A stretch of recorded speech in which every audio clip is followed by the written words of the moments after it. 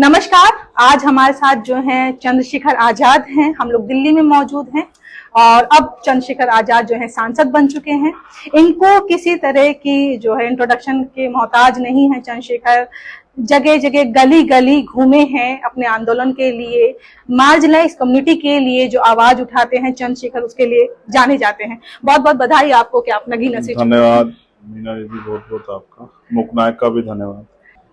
तो जब आप नगीना ने आपने पहला तो नगीना आपने क्यों चुना, और दूसरा आपकी जो सबसे बड़ी टक्कर थी, आपको लगा कि जो जिससे आपको लगता है कि मुझे इससे डर है, वो कौन था, कौन सी पार्टी का था? ये तो पार्टी कोई नहीं थी, अपने ऊपर एक आत्मविश्वास था और जो संघर्ष किया भीम आर्मी आजाद समाज पार्टी ने लंबे समय से, वो संघर्ष पे भरोसा था। हमारा मुकाबला खुद से था, हम जितनी मेहनत करते उतनी परसेंट वोट हम लेके आते। हमें 52% वोट मिला और हमारे विपक्ष को, जिसमें भाजपा भी थी, जिसमें इंडिया अलायंस भी था, जिसमें बसपा भी थी, जिसमें और पार्टियां भी थी, नोटा भी था, सबको मिला के 48% करीब वोट मिला। तो ये खुद से लड़ाई थी, क्योंकि टाइम्स मैगजीन में जब मेरा नाम आया तो मेरे कंधों पे जिम्मेदारी थी कि जो नाम आया है वो मजाक बन के ना रह जाए, उसको साबित करना था। भारत में संघर्ष की कोई वैल्यू नहीं है। भारत में जो है जो सफल लोग होते हैं उन्हीं को नेता माना जाता है। ऐसा मुझे बहुजन मीडिया के एक साथी ने भी कहा कि अब आप नेता बन गए। तो मैंने उनसे पूछा कि क्या मैं पहले नेता नहीं था? जब मैं समाज के लिए लाठियां खाता था, 16-16 महीने जब मैंने जेल काटी, जब मेरे ऊपर गोलियां चली, जब मेरी खाल तक उतार ली गई, मेरी रीढ़ की हड्डी तोड़ दी गई, मेरा खून खींच लिया गया, तब क्या समाज का मैं नेतृत्व नहीं कर रहा था? तो शायद उनके पास शब्द नहीं थे। मैं समझता हूँ सफल लोगों की जय जयकार होती है। इसलिए सांसद होना और विधायक होना छोटी बात है मेरे हिसाब से। बहुजन मिशन का समर्पित कार्यकर्ता होना ये बड़ी बात है। आज मैं उन सभी कार्यकर्ताओं को नमन करता हूँ जिन्होंने बहुजन महापुरुषों के आंदोलन को आगे बढ़ाने का काम किया। चाहे विधायक एमपी नहीं बन पाए, लेकिन उनका आशीर्वाद सहयोग है कि हम जैसे लोगों में बल पैदा। जेल के सवाल पे भी हम लोग आएंगे, लेकिन जैसे वहाँ पे बीजेपी और बीएसपी भी खड़े, तो क्या बीएसपी को आप देख रहे थे कि वो टक्कर दे? नहीं, मुझे भरोसा था कि समाज उनका साथ नहीं देने वाला। इसके पीछे एक बहुत लंबी कड़ी है। 2022 में जब मैं लोकसभा विधानसभा चुनाव में समाज के पास गया तो समाज ने मुझसे कहा कि इस बार हम बहन जी को चीफ मिनिस्टर बनाना चाहते हैं, तो इस बार हम आपका साथ नहीं देंगे। तो मैंने कहा ठीक है। मैं ज्यादा सीटों पर नहीं लड़ा। मैंने मेन लड़ाई मैं अपने साथ ले गया गोरखपुर में, और मैंने समाज को स्वतंत्र छोड़ दिया कि आप वोट दो बीएसपी। तो हमने उनको मौका दिया, लेकिन वो कामयाब नहीं पाए, एक सीट जीत पाए। फिर उसके बाद उपचुनाव हुए खतौली का, समाज ने मेरे कहे से वोट किया। घोसी में, रामपुर में, मैनपुरी मेरे कहे से वोट किया। फिर उसके बाद 2023 का विधानसभा चुनाव हुआ। बहुत अच्छे वोट हमें राजस्थान में मिले, बहुत अच्छे वोट जो है हमें मध्य प्रदेश में मिले, और आपने देखा कई सीटों पे हम बहुत कम वोट से हारे। लेकिन फिर भी समाज ने हमें उस तरह स्वीकार नहीं किया। भारतीय राजनीतिक जो घराने उन्होंने, या राजनीतिक पार्टियों ने, या मैं कहूँ कि भारत का जो मीडिया है जिसका अपना एक चरित्र है, उसने हमें इस तरह से जो है हमें स्वीकार नहीं किया कि हम अपनी पार्टी के विधायक और एमपी जिता सकते हैं। तो इसलिए फिर हम लोगों ने ज्यादा मेहनत की, और हमें भरोसा था कि जो समाज ने हमसे कहा था कि भाई हम आने वाले कल में आपके साथ रहेंगे, तो उन्होंने ऐसा चरित्र दिखाया। और आपको जान के अचरज होगा कि 1% वोट बीएसपी को मिला। पूरे ओवरऑल जो वोटिंग उसका 1% वोट, बाकी जो है बहुत बड़ा वोट जो है मुझे मिला। मैं इस आशीर्वाद को कभी नहीं भूलूंगा। उन्होंने जो कर्ज ऋण मेरे ऊपर चढ़ाया है, वोट बहुत ताकतवर चीज है, करोड़ों रुपए से कीमती है। मैं इसको मरते दम तक नगीना के इस कर्ज को ध्यान रखूंगा, और नगीना के लिए अगर मेरे खून का कतरा भी लग गया तो मैं पीछे नहीं हटूंगा। नगीना में सबसे ज्यादा जो पॉपुलेशन है वो मुस्लिम समुदाय की है। यस। तो अभी थोड़े दिन पहले ही बहन जी का एक ट्वीट आया था कि हमने उनको इतना प्रतिनिधित्व दिया मुस्लिमों को, लेकिन फिर भी जो है वो वोट बैंक में तब्दील नहीं हुआ। और उनका एक बयान था, अब से मुस्लिमों को सोच समझकर मौका दिया जाएगा। तो इस पर आप क्या कहेंगे? मुझे कुछ कहने की जरूरत नहीं। बहन जी की अपनी पार्टी है, वो अपनी पार्टी के प्रति उत्तरदायी। उन्होंने टिकट दिए, मुझसे पूछ के नहीं दिए, क्यों दिए, कैसे दिए, किस परिस्थिति में, तो वो बेहतर जानते हैं। मैं उन पर कोई टिप्पणी नहीं करना चाहता। वहां मेरा उन्होंने साथ दिया। और तो और जो धार्मिक गुरु हैं इस्लाम को मानने वाले, उन्होंने भी आगे बढ़कर मेरा साथ दिया। उन्होंने मेरे पर भरोसा जाहिर किया। और हमारे जो रविदासिया धर्म के, या जो सिख धर्म के, और या जो है हमारे जो है वाल्मीकि समाज के धर्म गुरु हैं, या जैन समाज के धर्म गुरु हैं, उन्होंने तो बेटा मान के मुझे इस तरह से मेरे लिए काम किया, इस तरह से मुझे आशीर्वाद दिया। मैं उसको, वो अभूतपूर्व था। मैं उनके आशीर्वाद को कभी नहीं भूलूंगा। उन्होंने मुझे बहुत मदद की, जिस वजह से समाज एकजुट हुआ। और ये एक लहर बनी कि यहाँ चंद्रशेखर आजाद ही सबसे ज्यादा वोट लेके जाएंगे। मैं आपको विश्वास दिला, इस बार हमें 52% वोट मिला है। नेक्स्ट टाइम जब पार्लियामेंट का चुनाव होगा तो हमें 72% से कम ज्यादा वोट मिलेगा, कम नहीं मिलेगा। बीएसपी जैसे सिकुड़ती जा रही है और अभी एएसपी का एक उदय हुआ है, तो क्या बीएसपी के जगह एएसपी एक ऑप्शन देखा जा रहा है? देखिए, हम 2 सीटों पे चुनाव लड़ रहे हैं। मैं जो भी कहूंगा तर्क के साथ कहूंगा। उत्तर प्रदेश में हम 2 सीटों पे चुनाव लड़ रहे हैं। बसपा की सबसे मजबूत फील्ड जो उत्तर प्रदेश है, एक सीट पे हम खुद जीते, वहां 1% वोट बसपा को पड़ा। दूसरे हम डुमरिया आखिरी समय पे लड़े, जबकि चुनाव बाईपोल हो गया था कि क्या तो इंडिया अलायंस या एनडीए अलायंस।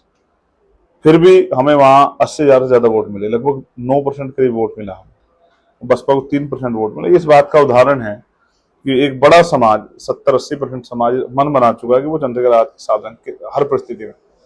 तो मैं उनके विश्वास को टूटने नहीं दूंगा। और बीएसपी अगर सिकुड़ रही है तो इसमें मेरा कोई रोल नहीं है। बहन जी हमारी आदरणीय थी, हमेशा रहेंगी।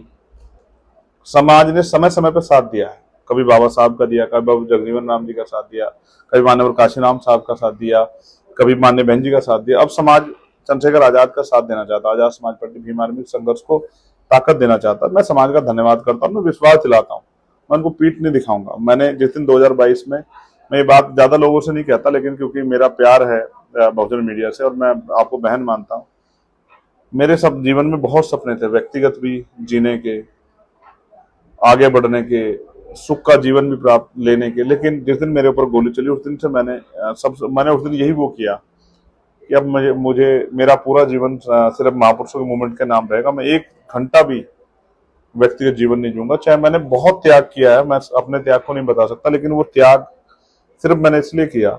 आदमी की बहुत सारी इच्छाएं होती है, मैंने सारी इच्छाएं इसलिए खत्म की क्योंकि मेरे दिल में इच्छा है कि मेरी लाखों माएँ भूखे पेट सोती हैं, मेरी लाखों माएँ जो हैं कोल्हू पे, भट्टों पे काम करती हैं, मेरी जवान जवान बहनें जो हैं वो खेतों में काम करती, अपमानित होती हैं, भट्टों पे काम करती हैं, ईंटें उठाती हैं। मुझे इतनी तकलीफ होती है, हमारे बुजुर्गों की पकड़ी उछाली जाती है। मुझे ऐसा लगता है कि मैं अपना दिल चीर के इनके सामने रख दूं, लेकिन उससे होगा क्या? तो मुझे राजनीतिक ताकत हासिल करनी है इस देश में बुनियादी सुविधा उन तक पहुंचाने के लिए और सम्मान की जिंदगी के लिए।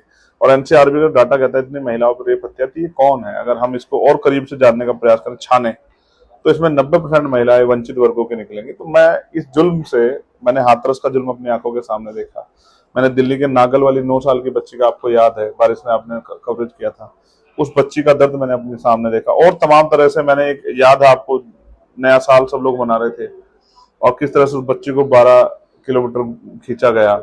मैंने इतने जुल्म देखे हैं, मैंने अपनी बहनों की लाशें अपने हाथों में उठाई है, अपने भाइयों की, मेरे अंदर इतनी तकलीफ है। मैंने आदिवासी बहन थी नेमावर की, उसका दर्द देखा। राजस्थान में मेरे आज भी याद है, एक बच्चे ने सुसाइड नोट में मेरा नाम लिख दिया कि चंद्रशेखर भाई आए मेरी जो है अंतिम संस्कार करें। ये एक परिवार का ही व्यक्ति करता है ये संस्कारों में, लेकिन उसने मेरे ऊपर भरोसा जताया, वो कभी मुझसे मिला नहीं। तो बहुत सारे परिवार ऐसे हैं जिनसे मेरे बिल्कुल करीबी रिश्ते हो गए। मुझे ऐसा लगता है मेरे ऊपर कर्ज है। अभी भी मेरी लोकसभा की बहुत सारी बहनें जिन्होंने मुझसे कहा भैया हम पढ़ना चाहते हैं लेकिन हम पे आर्थिक स्थिति अच्छी नहीं, मैं उनको वचन देता हूँ, मैं उनके लिए प्रयास करूंगा कि कुछ भी करूं मैं कि उनको पढ़ाई में दिक्कत ना आए। बहुत सारी बहनें ऐसी हैं जो कुछ करना चाहती हैं रोजगार, लेकिन अब व्यवस्था नहीं है। कई माओं ने मुझे जो खबर भेजी कि हम बेटियों की शादी करना चाहते हैं, पैसे नहीं। मैंने उनसे कहा कि आप घबराओ मत, मेरे हाथ बहुत लंबे हैं, चंद्रशेखर आजाद की आवाज बहुत दूर तक जाती है। जिसको भी दिक्कत होगी आप मुझसे कहो, मैं आपके साथ खड़ा हूं।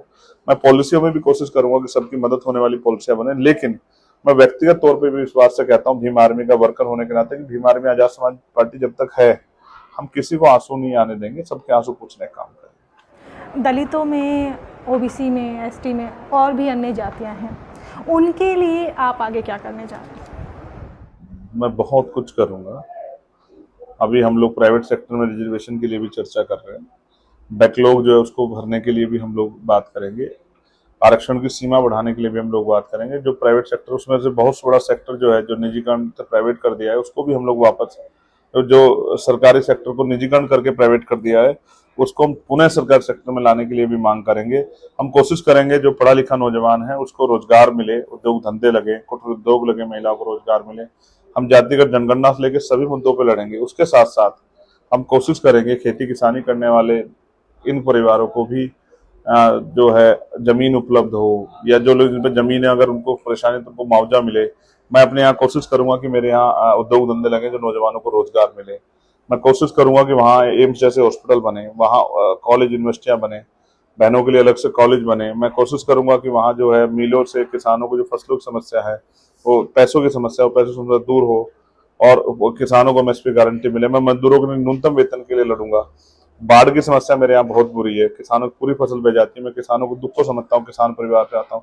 मैं कोशिश करूंगा कि मैं नगीना की जिंदगी, लोगों की जिंदगी में खुशहाली ला सकूं। उसके लिए मैं लगातार संघर्ष करता रहूंगा। मुझे विश्वास है जब 5 साल का कार्यकाल पूरा होगा तो आप देखना कि सबसे ज्यादा काम किसी लोकसभा में हुआ होगा, या सबसे ज्यादा क्वेश्चन किसने पुटअप किए होंगे, या सबसे ज्यादा जो संघर्ष कर रहा होगा अपने क्षेत्रों के लिए, जिसने सारे विभागों को लिखा होगा, तो चंद्रशेखर आजाद होगा।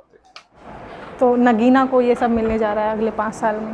यस, मैं इसके लिए बहुत मेहनत करने वाला हूँ। संसद में आप जाएंगे पहली बार, तो ऐसा कौन सा मुद्दा होगा जो आप उठाएंगे उस समय पहले? मैं आज उस पर वो नहीं करता, लेकिन मैं ये पार्टी पॉलिसी का हिस्सा है। पार्टी जिन जिन विषयों को मेरे सामने लेके आएगी, मैं पार्टी का एक सामान्य वर्कर हूँ, कार्यकर्ता हूँ। पार्टी का ईमानदार वर्कर होने का जो पार्टी का आदेश होगा मैं उसको उठाऊंगा। और देश भर में मैं विश्वास दिलाता हूँ, कहीं भी अगर कर्मचारियों का शोषण होगा SC ST OBC के, तो मैं उनके लिए लड़ूंगा। मुस्लिम कर्मचारियों के लिए भी, जो अल्पसंख्यक कर्मचारियों के लिए भी, कहीं अगर कॉलेज यूनिवर्सिटी में बच्चों का शोषण होगा उनके लिए भी लड़ूंगा।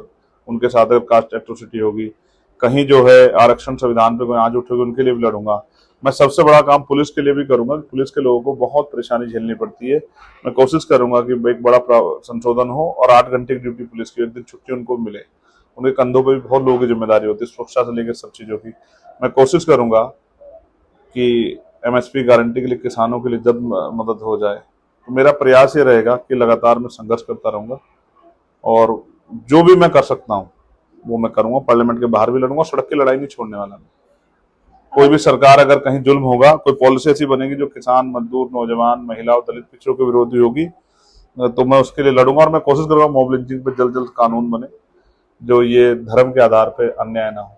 और जब भी अन्याय होगा तो मैं जाति नहीं देखूंगा, मैं विश्वास से कहता हूँ, ना धर्म देखूंगा। आरोपी किसी जाति का, किसी धर्म का अगर वो अन्याय करेगा तो मैं उसके खिलाफ लड़ूंगा कि उसको सजा मिले। कांशीराम जो है 85 और 15 पे बात करते थे, तो आप जो है कांशीराम को फॉलो करते हैं, तो क्या आप भी?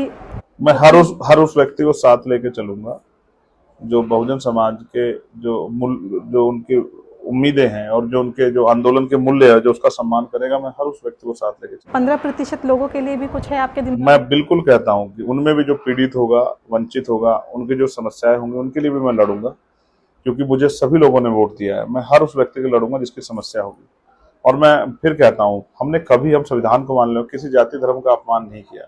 हम सभी धर्मों का सम्मान करते हैं, लेकिन इस देश में हक वंचित समाज की बेटियों का और उनकी समस्याओं का कोई मोल नहीं है। इसलिए मुझे ये लड़ाई लड़नी है कि हर बेटी को का सम्मान बचे और हर घर तक खुशहाली पहुंचे। अच्छा, आकाश आनंद ने एक बार कहा था कि ASP जैसे जो दल हैं वो इसलिए खड़े किए जाते हैं ताकि BSP को कमजोर किया जा सके। 78 सीटों पर उनका क्या हाल है, और देश की बाकी सीटों पे वो लड़े हैं, कितना वो जुटा पाए हैं, तो वो खुद ही अपने आप जिम्मेदार। बड़बोलापन आदमी को ले डूबता है, अहंकार नहीं करना चाहिए। उन्होंने तो बहुत कुछ कहा था। मेरे छोटे भाई हैं, मैं उनको सलाह दूंगा, अब उनको भीम आर्मी ज्वाइन करनी चाहिए। भीम आर्मी में आदमी बहुत अच्छा सीखता है। भीम आर्मी एक ट्रेनिंग सेंटर है। यहाँ का सीखा हुआ नेता अधिकारियों, कर्मचारियों से आंख मिला के बात करता है, संविधान को जानने वाला होता है। सोशल जस्टिस की बात करें, सोशल जस्टिस की आप बहुत बात करते हैं, लेकिन अगर अभी देखें जो चुनाव है, सोशल जस्टिस पे चुनाव लड़े गए हैं और अच्छी खासी सीट भी ली गई हैं। आपने देखा दूसरी पार्टी जो लड़ रही है संविधान को लेके घूम रहे हैं, और जहां पर एक पार्टी कह रही थी, BJP कह रही थी 400 आने दीजिए, 400 सीट आएगी हमें तो हम संविधान में बदलाव लाएंगे। उनके कई सारे MPs कह रहे थे इस चीज़ को लेकर। वही नरेंद्र मोदी अपने सिर माथे पे बैठाते हैं संविधान को। तो क्या जब कहा जाता है कि संविधान खतरे में है या संविधान पे हमला हो रहा है, क्या आप कहा जा सकता है कि संविधान सुरक्षित हाथों में है या संविधान पे अब खतरा नहीं होगा? देखिए, जब तक चंद्रशेखर आजाद पार्लियामेंट में है तब तक तो किसी की माँ ने दूध नहीं पिलाया कि उस संविधान को छू दे, बैड इंटेंशन से, बुरी नीयत से।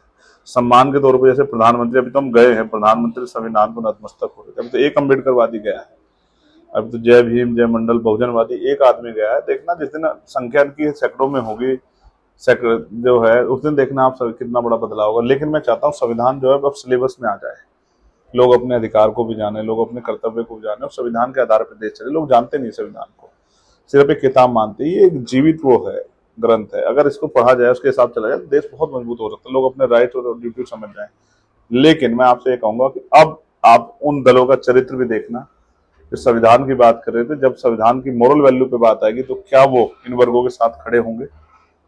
जैसे कई ऐसी घटनाएं, जैसे प्रमोशन रिजर्वेशन पे इनके मुंह नहीं खुलते, जैसे 2 अप्रैल 2018 पे सब लोग यहीं थे, जैसे इकोनॉमिक रिजर्वेशन पे इन्होंने लंबे लंबे हाथ खड़े करके स्वागत किया, जबकि कॉन्स्टिट्यूशन का वॉयलेंस था, वोलेशन था, वो कॉन्स्टिट्यूशन की हत्या थी वो एक तरह से, क्योंकि कॉन्स्टिट्यूशन में रिजर्वेशन का बेस ही है ही नहीं। वो शैक्षिक पिछड़ापन है, वो सामाजिक पिछड़ापन है, और वो प्रतिनिधित्व का मामला है। तो इन्होंने बड़े बड़े हाथ उठा के स्वागत किया था। मैं सामान्य जाति का विरोधी नहीं, अगर उनके यहाँ कोई गरीब है तो मैं कहता हूँ उनको खूब पैसा दो, अगर कोई अशिक्षित है तो उनको खूब पढ़ाओ, कोई बीमार है अच्छा इलाज कराओ, लेकिन रिप्रेजेंटेशन को समझो क्या है। जहां अब देखो, जब तक मैं नहीं था पार्लियामेंट में, अभी मैं अकेला आदमी हूं, लेकिन पूरे देश के बहुजन समाज में उत्साह है, उनको लगता है अकेला आदमी हमारा है।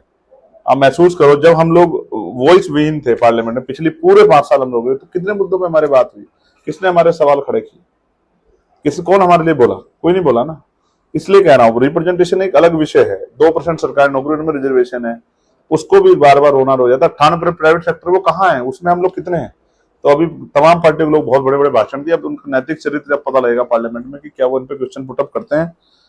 अभी कॉलोजियम और तमाम चीजें हैं, अब सब जनता के सामने आने वाला है। यहाँ चुनावी मुद्दा बहुत बड़ा बनता था, धर्म के आधार पर चुनाव लड़ा जाता था, अभी जो है सोशल जस्टिस पे चुनाव लड़ा जा रहा है। ये काशीराम फॉर्मूला है, अब इनको समझ आया काशीराम फॉर्मूला। जब काशीराम साहब इस बात कहते तभी इनकी मजाक उड़ाते थे कि ये काशीराम अपनी नौकरी छोड़ के आ गया, इस तरह की बातें कर रहा है। अब इनको काशीराम जी के फॉर्मूले पे आना पड़ा, महामना रामस्वरूप वर्मा जी के फॉर्मूले पे, बाबू जगदेव प्रसाद कुशवाहा के फॉर्मूले पे आना पड़ा। ये हमारी जीत है, ये हमारी जीत है कि हमारे विषय पे आज जो है तमाम विपक्ष को बोलना पड़ रहा है, संविधान को सर माथे करना पड़ रहा है, बार बार फोटो उठानी पड़ रही है।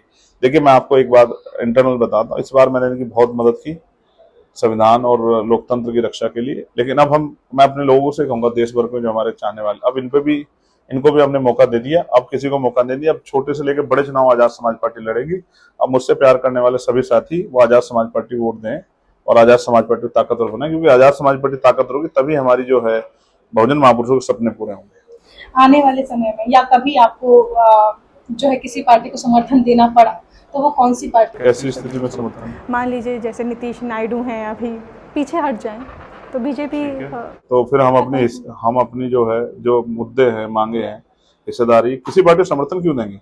हम अपनी हिस्सेदारी के साथ खड़े होंगे, जो हमारे मुद्दों पे बात करेगा, जो हमें ताकत देगा, फिर हम उसके साथ जाएंगे। मैं स्पष्टवादी हूं, मैं फिर कहता हूं, ये दोनों ही अलायंस मुझे हराने के लिए एडी चोटी का जोड़ लगा दी। कितने हितैषी है हमारे, तो अब तो मजबूरी में अगर इनको हमारी जरूरत पड़ेगी तो ये हमारे दरवाजे आएंगे मदद मांगने के लिए, तब हम उस स्तर पे बात करेंगे, फिर हम पावर लेंगे और पावर के आधार पर अपने लोगों का भला करेंगे। उस तरह फिर इसमें समर्थन और प्रश्न का क्या मतलब है? जब पार्टी से पहले आप समर्थन लेना चाहते थे या कुछ था ऐसा, तब किसी ने साथ नहीं दिया? यस, तो ये तो गिव एंड टेक है, जैसा आप दिए वैसा ही हमसे ले लो। तब आप बेटी चोटी का जोड़ लगाए, जा जाके 2-2 रैलियां करे कि हार जाए, इनसे थोड़ा ही हार रहे थे। इस बार ये चुनाव विपक्ष नहीं लड़ा, जनता लड़ी। जनता ने वोट किया है भाजपा को हराने के लिए, जनता ने घमंड तोड़ने के लिए भाजपा का, संविधान बचाने के लिए। लेकिन अब ये संविधान कितने मूल्य मानते हैं विपक्ष भी अब देखेंगे, और जो अब हम इनको मजबूर करेंगे ये पार्लियामेंट में वो सवाल पुटअप करे जो सवाल बहुजन समाज के हित में, और नहीं करेंगे तो हम जब समाज से कहेंगे इनका चरित्र भी देखो, फिर इनको भी इनसे भी दूर हटो। समाज को, हमारे कई समाज इनसे जुड़ा, इतने दिनों से चक्कर काट रहे, कहाँ जुड़ा समाज इनसे? हमने अपील की कि भाई भारतीय संविधान की गरिमा को समझते हुए इन संविधान विरोधियों को सबक सिखाओ, ये हमारा प्रयास था। कोई एक एमपी हाथ खड़ा करके बताए कि वो बिना हमारे समर्थन के जीता है क्या? बिना दलित पिछड़ों के समर्थन के, माइनॉरिटी समर्थन के जीता है क्या? तो अगर कोई खड़ा करके कह they even A to Z विपक्ष के लोगों में, तो हमें बता दो, हम उससे फिर बात करेंगे अगली बार, फिर हम उसे दिखाएंगे कि हमें कितनी ताकत है। अब आने वाले विधानसभा चुनाव हैं, दिल्ली में होने वाले हैं, MP में होने वाले हैं और भी कई जगह होने वाले हैं, तो क्या वहां पे भी ASP लड़ने जा रही है? देखिए, पार्टी पॉलिसी का मामला है, अभी जो चुनाव उनको पार्टी लड़ेगी ये हमने तय कर लिया, लेकिन भविष्य के जो चुनाव है वो आजाद समाज पार्टी की लीडरशिप के ऊपर है। वो दिल्ली वाले हमारे प्रभारी यहाँ बैठे हैं और देश भर की जो हमारी यूनिट है वो तय करेगी कहाँ का लड़ेगी। यस, यूपी में तो हम चुनाव लड़ेंगे, सभी चुनाव लड़ेंगे। जीत का श्रेय किसको देना चाहेंगे? जीत का श्रेय सबसे पहले तो मैं नगीना की महान जनता का दूंगा, जिन्होंने मेरे ऊपर विश्वास जगाया। उसके साथ साथ बहुजन समाज में जो पुराने मिशनरी साथी जिन्होंने मेरा साथ दिया, हमारे जो धार्मिक गुरु हैं, जो सतगुरु रविदास जी, गुरु नानक देव, संत कबीर, भगवान वाल्मीकि और भगवान बुद्ध, मुस्लिम धर्मगुरुओं ने, उलेमा और मौलाना मुफ्तियों ने मेरी बहुत मदद की।